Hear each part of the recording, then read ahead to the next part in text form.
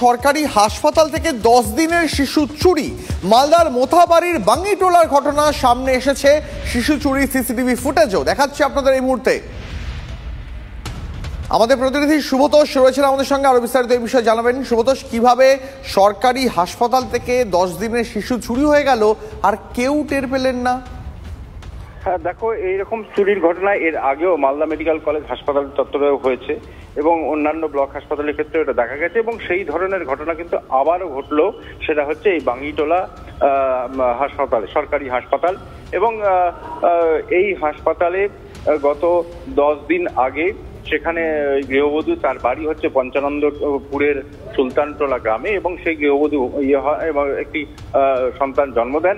তারপরে সেই শিশুকেই কিন্তু 10 দিন পর ছেড়ে দেওয়া হয় হাসপাতাল থেকে। তারপরে 10 দিন পরে তিনি তার সেই সন্তানকে নিয়ে ডাক্তারের কাছে পরীক্ষা করতে গেছিলেন, ডাক্তার দেখাতে গেছিলেন, সঙ্গে তার মাও ছিলেন।